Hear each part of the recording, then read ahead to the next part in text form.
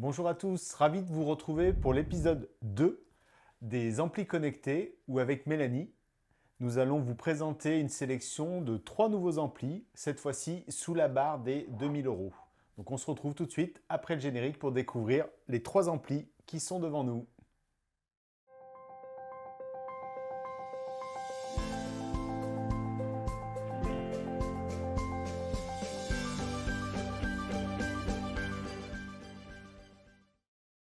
Donc Mélanie, dans l'épisode 1, nous avions vu 3 petits amplis qui permettent de créer des mini chaînes hi-fi. Aujourd'hui, nous allons parler de 3 amplis connectés. Cette fois-ci, on monte en gamme sur la partie musicale.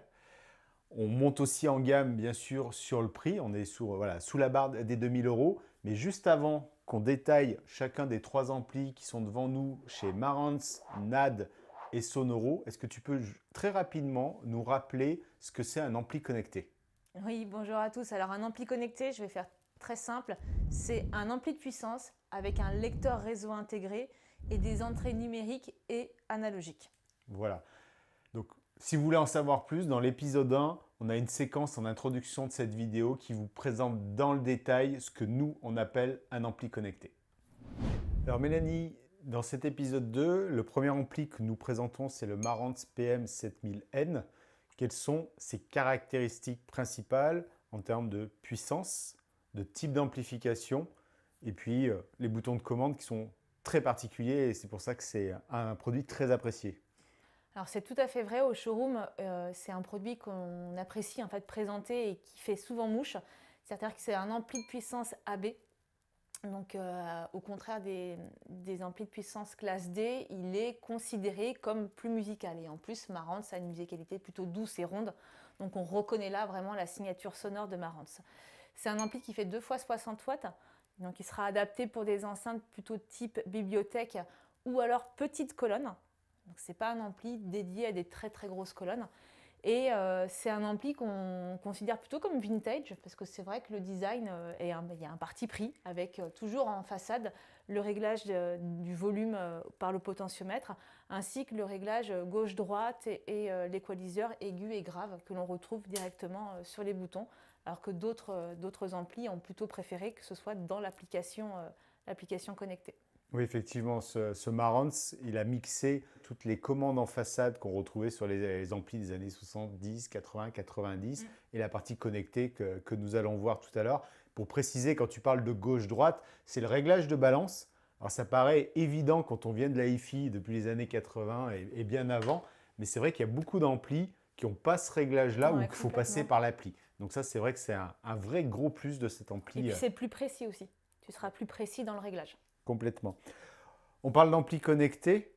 Donc, quelle est la partie connectée sur cet ampli? Qu'est-ce qu'on a en termes de réception sans fil et surtout, qu'est-ce qu'on a en termes de lecteur réseau sur le PM7000N? Alors le lecteur réseau, c'est un lecteur réseau EOS qu'on retrouvait aussi, si tu te souviens, dans la première vidéo sur le Denon Seol, mais aussi sur le Marantz MCR 612.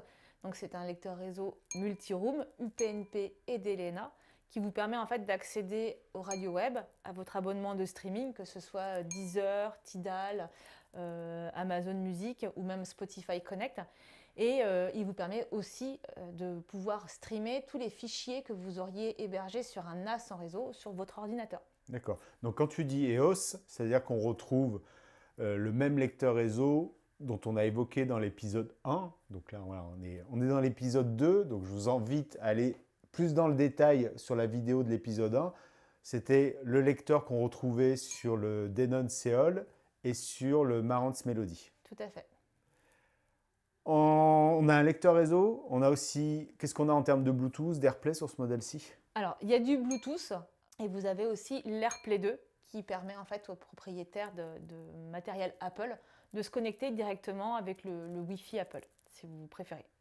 On est sur un ampli connecté, mais on est avant tout sur un ampli. Et la raison pour laquelle nous, on a choisi cet ampli dans cette catégorie-là, c'est aussi pour la qualité de ses connectiques à l'arrière et sa richesse. Donc, que retrouve-t-on sur cet ampli de chez Marantz? Alors c'est très intéressant parce que tu as une prise phono, donc là on retrouve un peu le côté traditionnel de l'ampli parce que tous les amplis aujourd'hui ne proposent pas la prise phono même si elle revient en force, hein, cette prise pour platine. Donc pour rappel, la prise phono vous permet de brancher n'importe quelle platine vinyle, donc y compris pareil les platines vinyles qui auraient plusieurs dizaines d'années, qui vont venir se brancher là-dessus, et pas uniquement des platines préamplifiées Ouais. phono. Donc là on a le préampli phono qui est intégré dans le PM7000N. Ouais, complètement. Et puis tu as aussi le côté plus moderne avec une prise optique pour la télé, par exemple. Si tu veux écouter ta télé sur les enceintes, tu n'es pas obligé d'utiliser les enceintes du téléviseur. Complètement. Donc si vous voulez plus de détails sur les connectiques que vous allez voir incrustés sur cette vidéo aussi, je vous invite à consulter une autre vidéo qu'avait tournée Nicolas, qui là est une vidéo exclusivement dédiée au PM7000N, que j'avais aussi repris dans le détail dans le blog. Donc voilà, en regardant à la fois notre sélection, cette vidéo détaillée et le blog, vous aurez une présentation très complète de toutes les connectiques et on vous présente toutes les possibilités, c'est-à-dire qu'est-ce que je branche sur quelle partie, sur quelle entrée, soit analogique, soit numérique de cet ampli-là. Mélanie, quand on sélectionne un ampli, bien sûr, c'est sa qualité musicale, son aspect connecté, comme on est en train de l'évoquer dans cette vidéo, mais on fait aussi très attention à la manière dont on va le piloter, comment on va vivre avec cet ampli. Donc, ce qu'on apprécie particulièrement sur cet ampli, on l'a dit, c'était les boutons en façade, mais il y a aussi une télécommande. Voilà. Est-ce que tu peux nous décrire toutes les commandes qui vont nous permettre d'interagir avec cet ampli PM7000N? Alors comme tu le soulignes, il y a une télécommande plutôt complète parce que vous avez un accès direct à chaque source, même avec une possibilité de créer des favoris sur vos sources préférées. Et il y a aussi l'application EOS du coup. Donc tu as trois manières de piloter cet ampli, que ce soit avec les boutons en façade, que ce soit avec la télécommande, comme dans les années 80-90, et l'application EOS disponible sur smartphone et tablette. Voilà. Donc on est vraiment libre avec cet ampli un pilotage comme on a envie, au moment où on a envie. C'est ce qu'on apprécie beaucoup. Certains amplis connectés, on est un peu trop verrouillé sur l'appli. On ne peut pas faire grand-chose si on n'a pas l'appli entre les mains. Donc ce qui peut être des fois un petit peu pénible. Donc c'est ce qu'on apprécie sur cet ampli-là.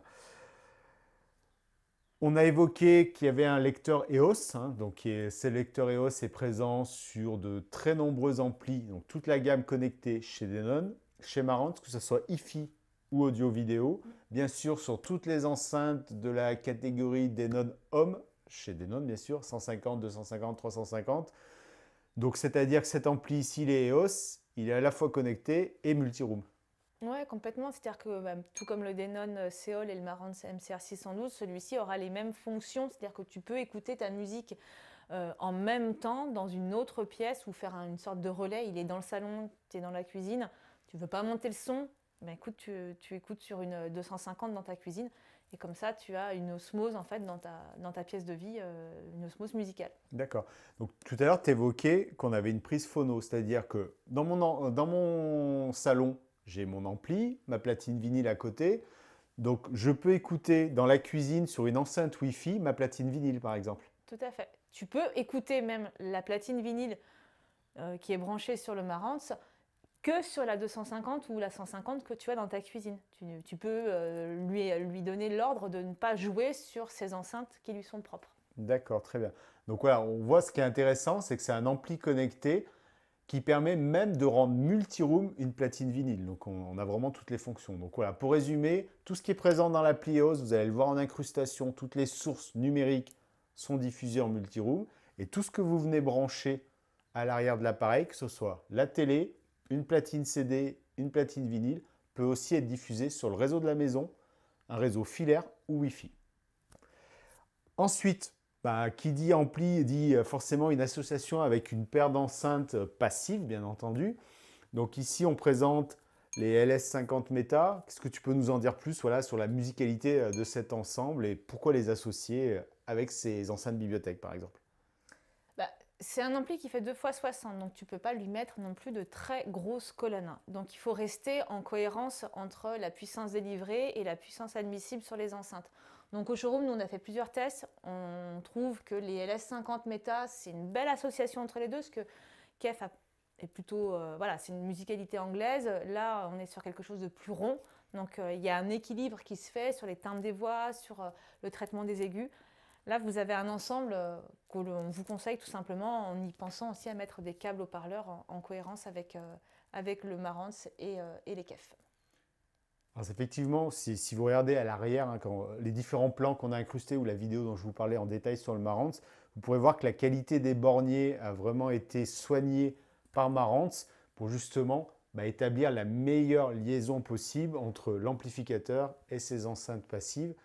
Et comme tu le soulignais, ce qu'on apprécie, c'est qu'avec des enceintes aussi neutres que les KEF LS50 Meta, en fait, quand vous choisissez un ampli Marantz, vous écoutez le son Marantz que souvent on connaît depuis quelques dizaines d'années. Donc, c'est une parfaite association.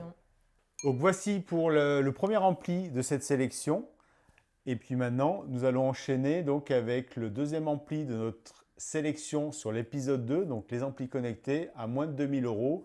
Et donc, on va cette fois-ci partir sur la marque allemande Sonoro avec le modèle Maestro.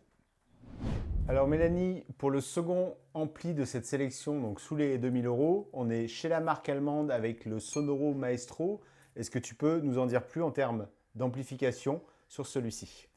Alors là, on est sur une classe D. Le Marantz, c'était une classe AB. La classe D nous permet d'avoir une belle amplification, même dans un format compact comme celui-ci. Et on est sur 2 fois 100 watts par canal. D'accord.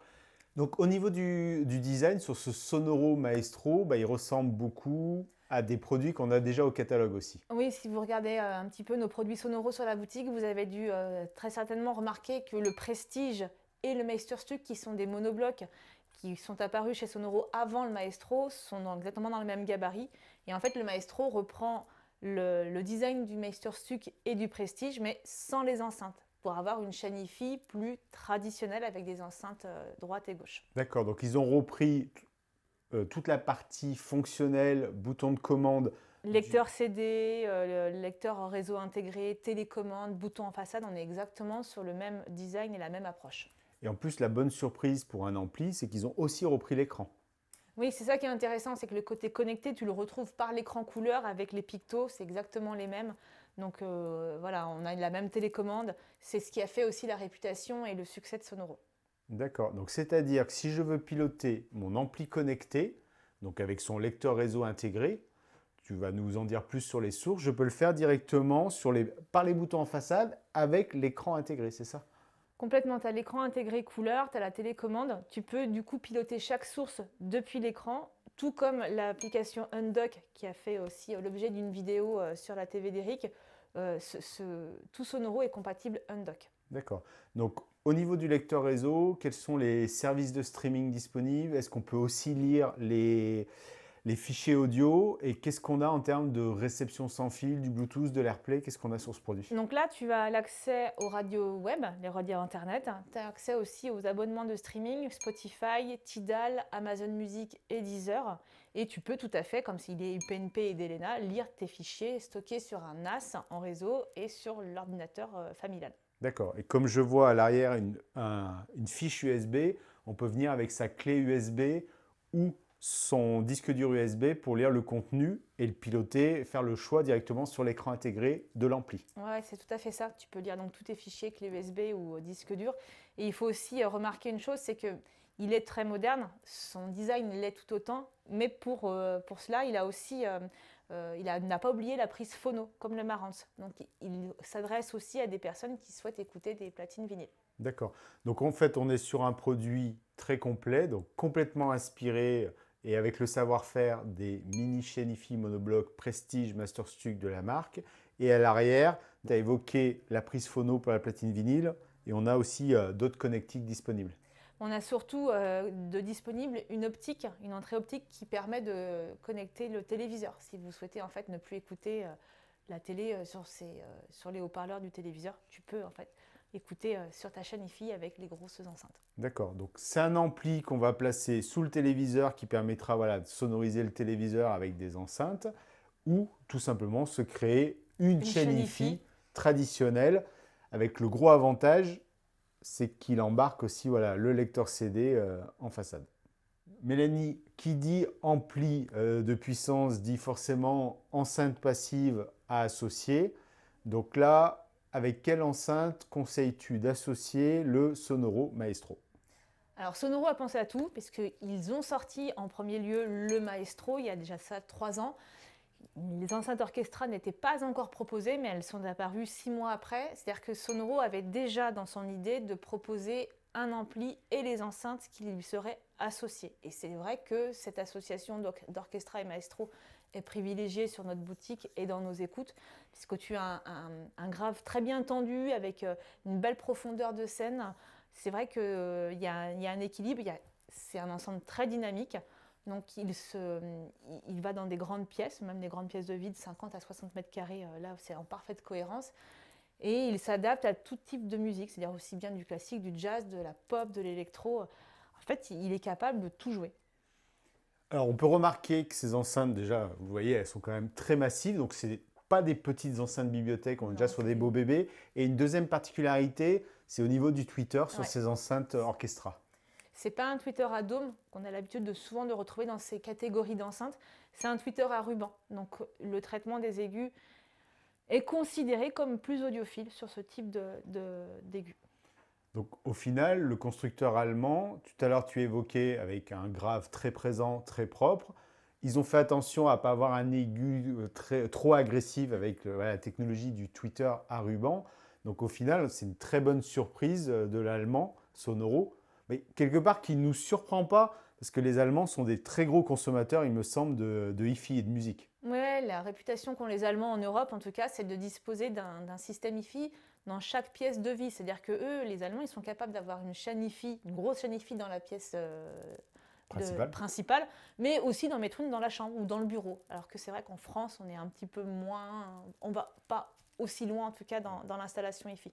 Donc ce qui fait quoi, que l'allemand Sonoro, c'est vrai que nous on connaissait très peu cette marque il y a encore 5-6 ans, délivre des produits très qualitatifs tout simplement parce qu'il adresse son propre marché avec des utilisateurs connaisseurs et exigeants là-dessus. Et là où on voit, et c'est assez surprenant dans le monde des amplis connectés, c'est que Sonoro vient des postes de radio où ils ont l'habitude de décliner leurs produits en différents coloris et finitions, et on retrouve ça à la fois dans les enceintes et dans l'ampli Maestro, c'est ça? Ouais, alors ce qui est intéressant, c'est que du coup, tu as des coloris comme noir et blanc qu'on a l'habitude de retrouver en hi-fi, mais le bois revient très à la mode. Donc les noyers maintenant ont beaucoup de succès. Tu as des façades argent, tu as des façades mat, tu as du noir brillant, tu as du noir mat. Donc vous pouvez en fait créer votre chaîne hi-fi selon votre design de la maison, que vous vouliez ou non mieux voir l'objet. C'est vous qui choisissez.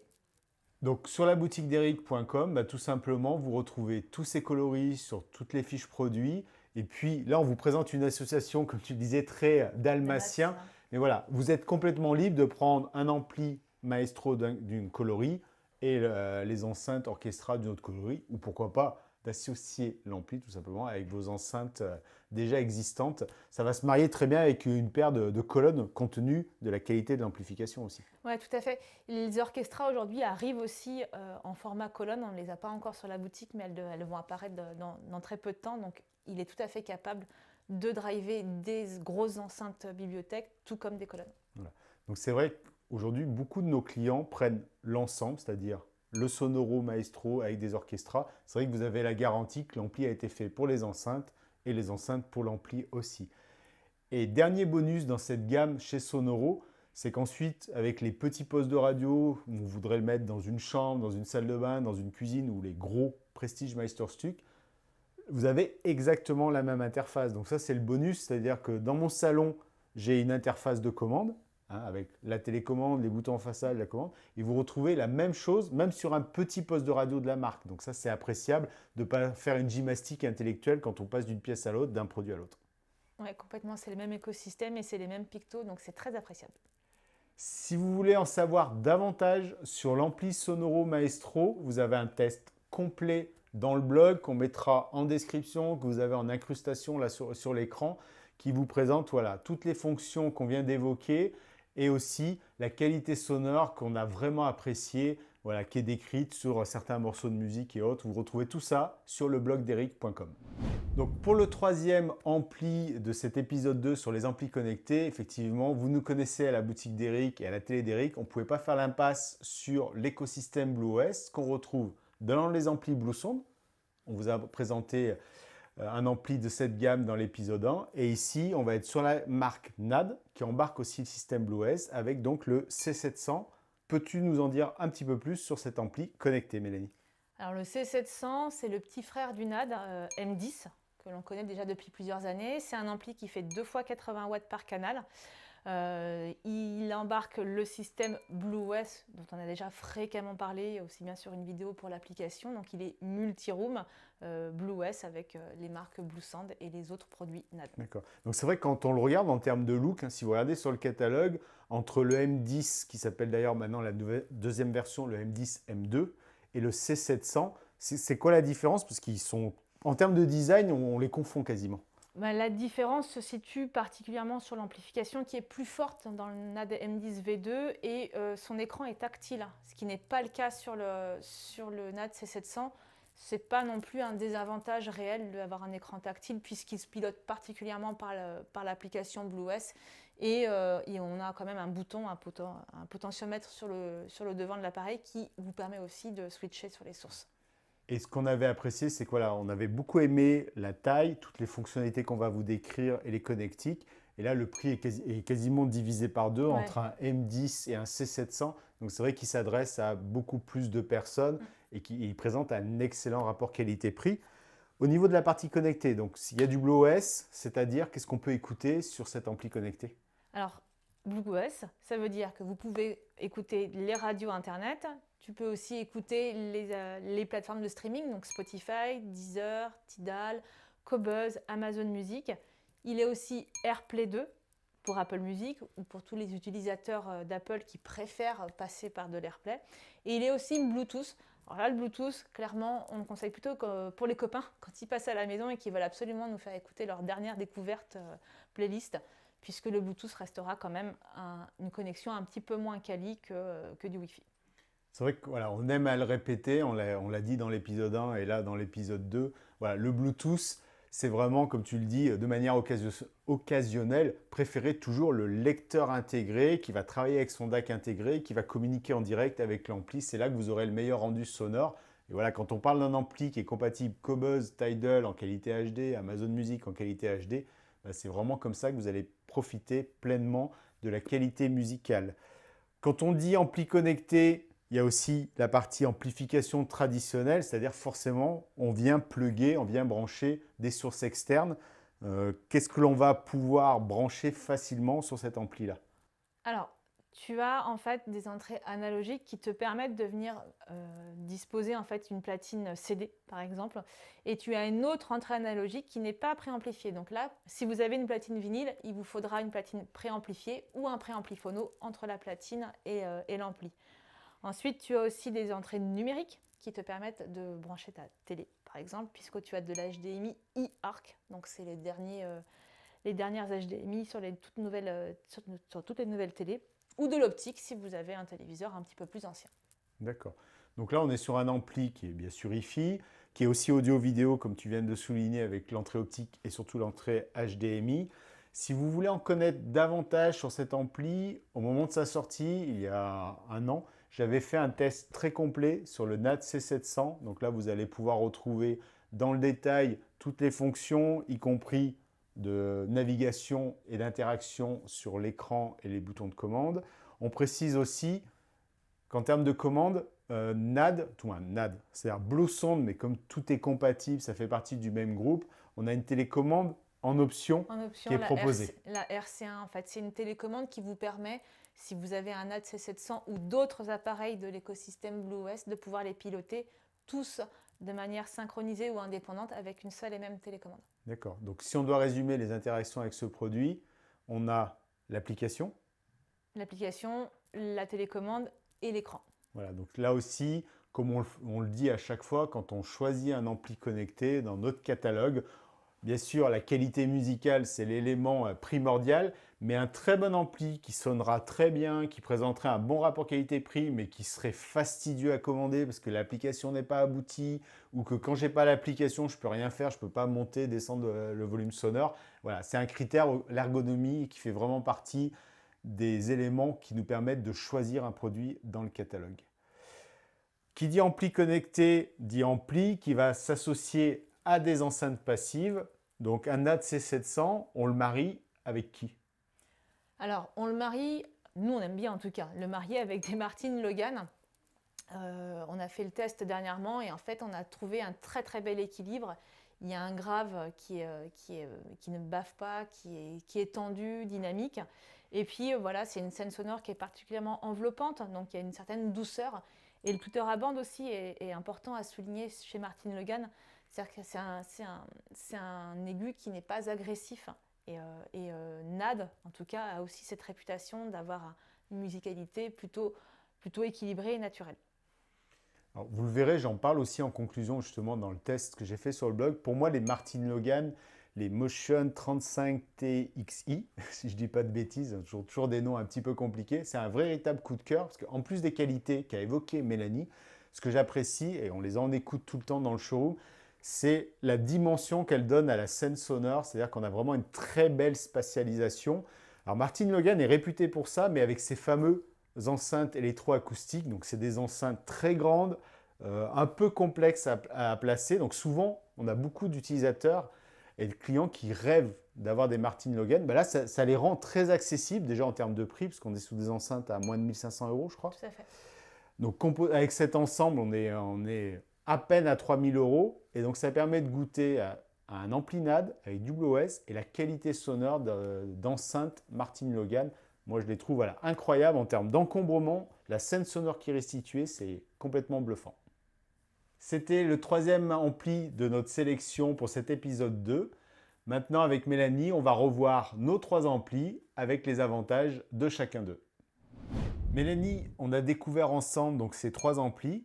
Est-ce que pour aider voilà, notre audience à mieux les choisir, est-ce que tu peux résumer en 3 mots les avantages de chacun des amplis? Donc, on va commencer par le Marantz PM 7000N.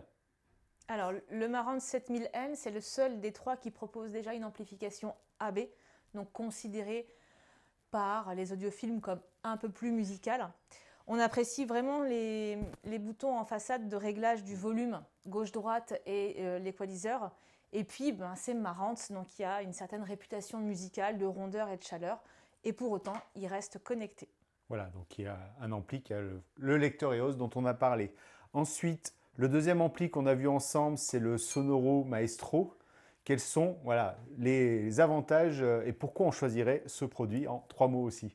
Alors, qualité allemande déjà, donc c'est particulièrement robuste. Il y a un bel ampli à l'intérieur parce qu'il y a 2 fois 100 watts, quand même c'est important de le souligner. Et puis c'est aussi son lecteur CD, c'est le seul des 3 à proposer un lecteur CD en façade qui reste une source musicale très demandée. Et puis comme on l'a vu dans les vidéos, en plus c'est le seul qui est proposé par une marque qui propose l'ampli et les enceintes orchestra. Donc c'est vrai que là on est assuré de la parfaite association des deux. Complètement.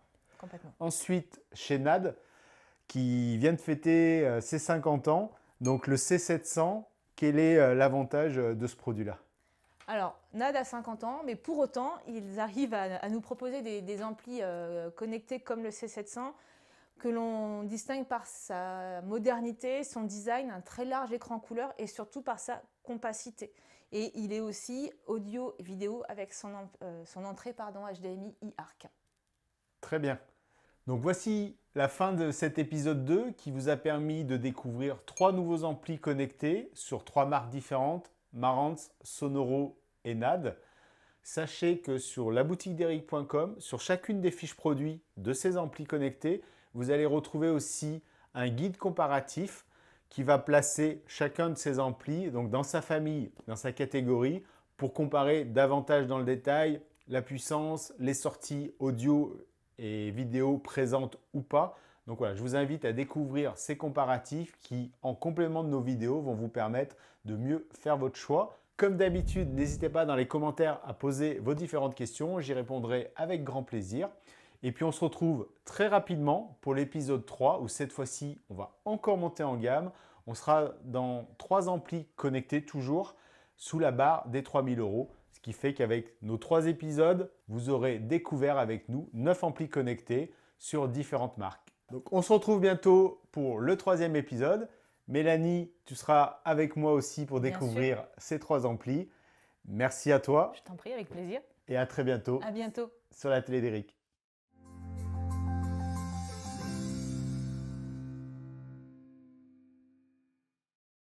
Si vous parcourez régulièrement nos contenus, que ce soit sur le blog ou sur la vidéo Putain, j'arrive pas du tout. Attends, excuse-moi. On recommence. Ça va. C'était... Il y avait des En fait, je suis en train, de phrases. je suis en train de... Et après, le but, c'est que vous remettiez tout à l'endroit. Non, mais j'étais en train de réfléchir à la question que j'allais te poser. Tu sentais que j'étais perdue. Je me suis dit, bon, ça va être quoi la question? Alors, ouais, c'est pour ça que j'avais pas ma question.